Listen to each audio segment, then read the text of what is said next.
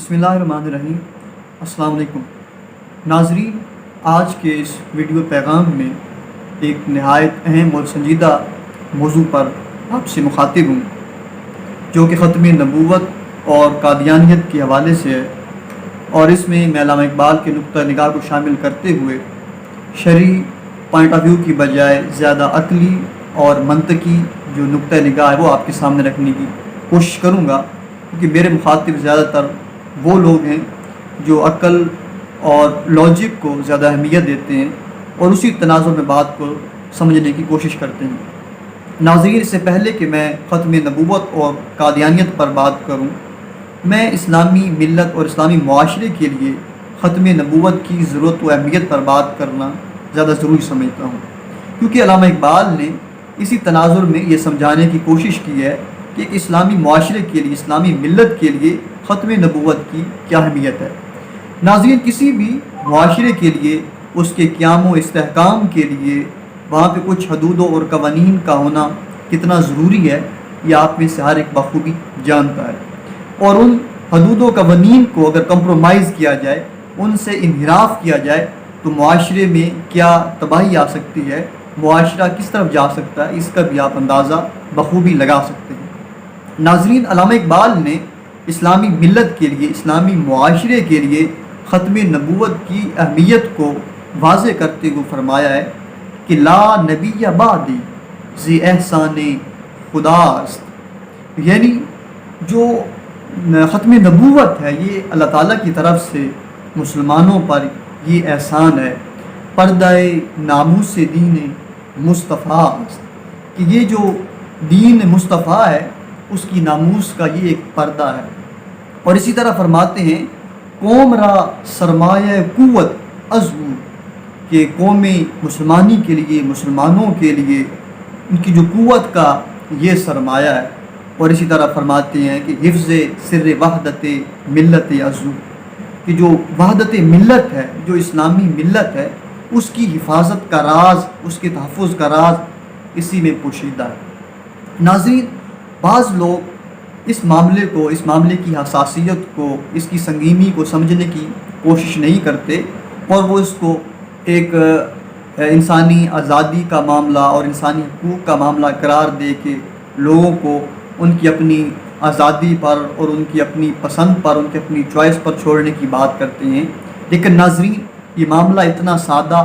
اور اتنا آسان نہیں ہے جتنا سمجھ آتا ہے ہم لوگوں کے لیے، اور ہم لوگ انسانیت کی، حقوق انسانیت کی آڑ میں اس معاملے کو جرنلائز کرنے کی اور اس کو دوسرے مذاہب کی طرح سمجھنے کی کوشش کرتے ہیں، حالانکہ ایسا نہیں ہے۔ اسی طرح کے جو خیالات ہیں وہ جواہر لال نہرو رکھتے تھے، اور جب علامہ اقبال نے اپنا سخت موقف جو ہے قادیانیت کے بارے میں لوگوں کے سامنے رکھا تو انہوں نے خط لکھا علامہ اقبال کو، اور وہ خط میں یہ لکھتے ہیں کہ علامہ اقبال کو مخاطب کر کے کہ یہ مولویوں کا ایک مذہبی ایشو ہے، یہ پڑھے لکھے لوگوں کا کام نہیں ہے اس معاملے میں الجھنا، تو میں یہ سمجھتا ہوں کہ آپ کو اس معاملے میں نظر ثانی کرنی چاہیے۔ لیکن علامہ اقبال نے اس کو بڑا خوبصورت جواب دیا، اور وہ 3 نکات کی صورت میں انہوں نے اپنے موقف کو سامنے رکھا۔ علامہ اقبال نے کہا کہ یہ معاملہ جو ہے یہ ہندو لوگوں کو سمجھ میں آنے والا نہیں ہے، یا کسی بھی اور جو عقیدے کے لوگ ہیں، مذہب کے لوگ ہیں، ان کو سمجھنے آنے والا نہیں ہے، کیونکہ یہ مسلمان ایک نبی کریم صلی اللہ تعالیٰ علیہ وسلم کے مقام و مرتبہ کو سمجھ سکتا ہے اور اس معاملے کی اہمیت کو سمجھ سکتا ہے۔ دوسرا، وہ کہتے ہیں کہ یہ ہمارے دین میں، ہمارے عقیدے میں، ایمان میں اس کی مرکزی حیثیت ہے، ختم نبوت کے نظریے کی۔ اور تیسرا، وہ کہتے ہیں جو بڑی ایک اہم ترین بات ہے کہ یہ مسلمانوں کے مستقبل کا مسئلہ ہے، یعنی اگر ہم نے مسلمانوں کے مستقبل کو، مسلم قومیت کے مستقبل کو محفوظ بنانا ہے تو اس کا سد باب کرنا ہوگا۔ اور ناظرین، اگر ہم علامہ کی اسی بات کا جائزہ لیں،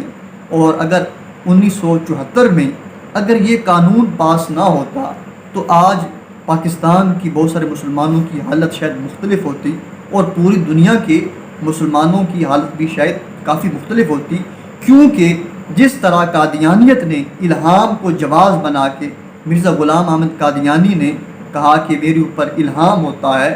اور جو لوگ میری الہام کو نہیں مانتے وہ کافر ہیں۔ اور اس کی بنیاد پہ اس نے اپنے آپ کو ایک شرعی جواز دینے کی کوشش کی، اپنے آپ کو شرعی حجت کے طور پہ دنیا کے سامنے رکھا کہ جو میں بات کہتا ہوں وہ مجھے وحی ہوتی ہے اور وہ شریعت کے مطابق ہے۔ ناظرین، اگر اسی بات کو سمجھا جائے اور اس کو بنیاد بنا کر سمجھنے کی کوشش کی جائے اس مسئلے کو، تو یہ بات بخوبی واضح ہو جاتی ہے کہ اگر مرزا غلام احمد قادیانی کو شرعی حیثیت دے دی جائے، جو کہ بہت سارے لوگ اس کے پیروکار جو مانتے ہیں اور جو ایک عام لوگ سمجھتے ہیں، تو دین اسلام کی تعلیمات مسخ ہو جائیں، دین اسلام کی تعلیمات کا حلیہ بگڑ جائے اور وہ قرآن مجید میں من پسند تعویلات کرنی اور ان کی تعلیمات کو بگاڑنا شروع کر دے، ان کے اصل چہرے کو ہی جو ہے وہ مسخ کر دے، قرآن و دین اسلام کی جو تعلیمات ہیں اور جو قرآن و حدیث کی جو تعلیمات ہیں، اور جو کہ اس نے کیا بھی، اس نے جہاد کو منسوخ کر کے ایک یہ تاثر دینے کی کوشش کی کہ اس کے پاس یہ ایک شرعی صلاحیت ہے، وہ شرعی ایک حجت رکھتا ہے، اور پھر علامہ اقبال نے شاعرانہ انداز میں اس پر ایک زبردست تنقید کی ہے، اور جس کو اس انداز میں بیان کرتے ہیں: فتویٰ ہے شیخ کا یہ زمانہ قلم کا ہے، دنیا میں اب رہی نہ تلوار کارگر۔ اور علامہ مزید فرماتے ہیں کہ ہم پوچھتے ہیں شیخ کلیسا نواز سے، ہم پوچھتے ہیں شیخ کلیسا نواز سے، مشرق میں جنگ شر ہے تو مغرب میں بھی ہے شر۔ یعنی علامہ نے بڑے زبردست انداز میں مرزا قادیانی کی اس فکر کو رد کرنے کی کوشش کی ہے، جس نے یہ کہا کہ جہاد اب منسوخ ہو چکا ہے، ہندوستان میں اب جہاد کی ضرورت نہیں ہے، اور اب زمانہ قلم کا ہے، قلم کے بل بوتے پر جہاد کرنے کی ضرورت ہے، تلوار کی اب دنیا نہیں رہی۔ اور پھر علامہ کہتے ہیں کہ اگر تمہاری اس بات کو مان لیا جائے تو پھر کیا جنگ جو ہے، شر یا فتنہ صرف مشرق میں ہے یا مغرب میں بھی ہے؟ اگر مغرب والے ہتھیار اپنا سکتے ہیں، ہتھیار کو استعمال کر کے دنیا میں جنگ کر سکتے ہیں، تو کیا مشرق میں ایسا نہیں ممکن؟ کہ مشرق میں ایسا نہیں ہو سکتا؟ اس کا مطلب یہ نہیں کہ علامہ اقبال تلوار کو، خون ریزی کی بات کو جواز دے رہے ہیں، بلکہ یہ سمجھانے کی کوشش کر رہے ہیں کہ مغرب جتنا جدید ہو چکا ہے، جتنا ماڈرن ہو چکا ہے، جتنے ارتقاء کے دور سے گزر چکا ہے، اب وہ بھی اگر تلوار استعمال کرتا ہے، بندوقیں اور ہتھیار کو استعمال کرتا ہے، تو کیا یہ صرف مشرق کے لیے شر ہے، مغرب کے لیے شر نہیں ہے؟ ناظرین، اسی بات کو سمجھنے کی ضرورت ہے کہ مرزا قادیانی کی فکر کو اگر پروان چڑھانے دی جائے، اس کو کھلی چھٹی دی جائے، تو اسلامی معاشرے میں ایک ایسا تباہ کن ایک اس کے اثرات ہو سکتے ہیں، ایک ایسا انتشار پیدا ہو سکتا ہے جس کا کسی بھی صورت میں مداوع نہیں کیا جا سکتا، اس کو کسی بھی صورت میں نہیں روکا جا سکتا۔ اور اس کا معاملہ دوسرے مذاہب کی طرح نہیں ہے، یہ کوئی عیسائیت کی طرح کا معاملہ نہیں ہے، یہ کوئی یہودیت، سکھ مت، ہندو مت یا کسی اور مذہب کی طرح معاملہ نہیں ہے، بلکہ یہ ایک ایسا معاملہ ہے جس میں اسلام کی بنیادی نظریہ ختم نبوت میں نقب زنی کرنے کی کوشش کی گئی ہے، اور اس میں یہ بتانے کی کوشش کی گئی ہے کہ مسلمان جو ہیں وہ اپنی من پسند تعویلات کر سکتے ہیں، وہ اپنے دین کو جس طرف چاہیں اس کو پھیر سکتے ہیں۔ اور ناظرین، اسی بنیاد پر علامہ اقبال نے قادیانیت کو اسلام اور ہندوستان دونوں کا غدار قرار دیا ہے۔ کیوں؟ کیونکہ انہوں نے اسلام کے نظریہ ختم نبوت میں نقب زنی کر کے اسلام کو، مسلمانوں کو نقصان پہنچانے کی کوشش کی ہے، اور انہوں نے